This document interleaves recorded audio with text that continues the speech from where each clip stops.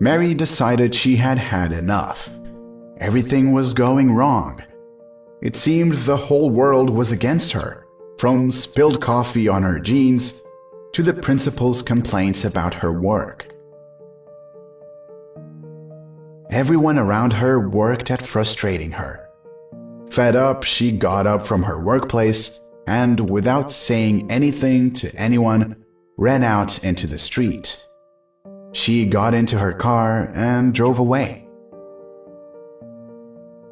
From the rear-view mirror, as she drove along the forest road, trying to find peace of mind and calm her heart, she could see the city behind her shrinking away. Mary got out of the car and walked deep into the woods. After a while, she was sure she found peace and quiet. But that silence was soon enough replaced by many sounds. Grasshoppers chirped, birds sang, the trees rustled. Mary reasoned that all of nature was working against her too.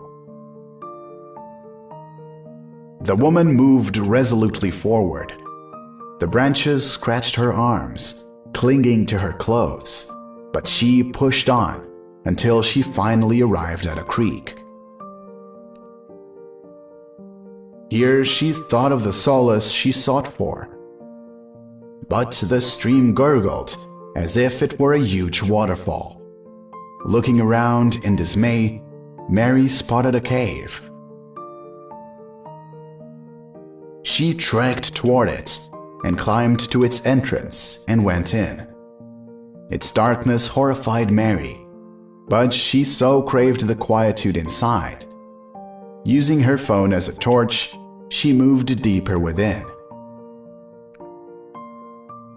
The darkness enveloped her, and at first it seemed that this was where the real silence lived. Mary moved deeper, step by step, until she hit a wall. Frazzled and confused, she set herself down on a rock and listened. Calmness surrounded her.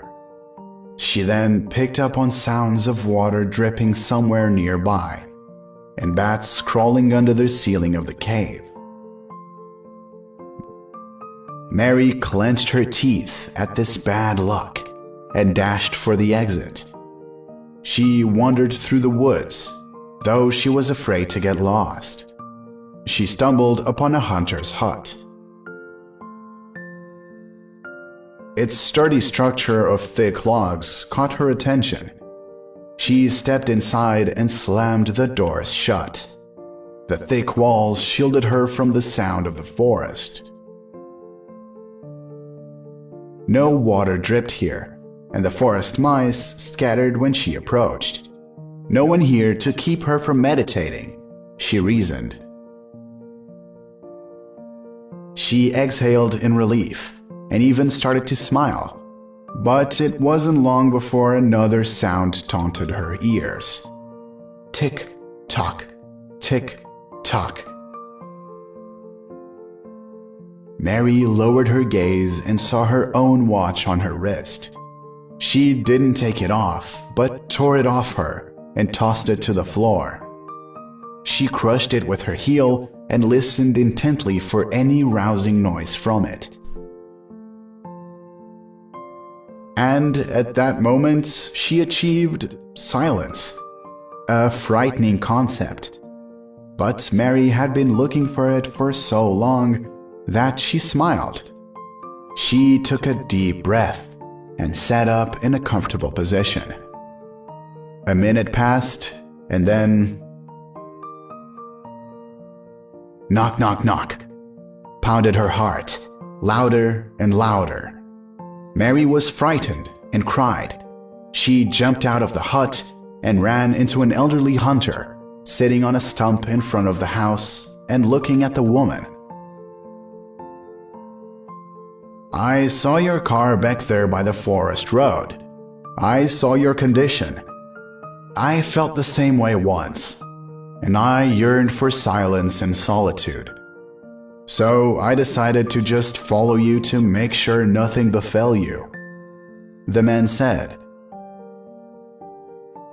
"There is nowhere to hide from your own annoyance, is there?" smiled the hunter. Mary only nodded. "But you should have realized that yourself. Let me lead you out to your car." The world doesn't want to make us angry.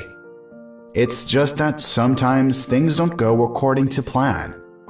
It is important to not give in to anger and irritation at such moments. They are bad helpers in overcoming difficulties.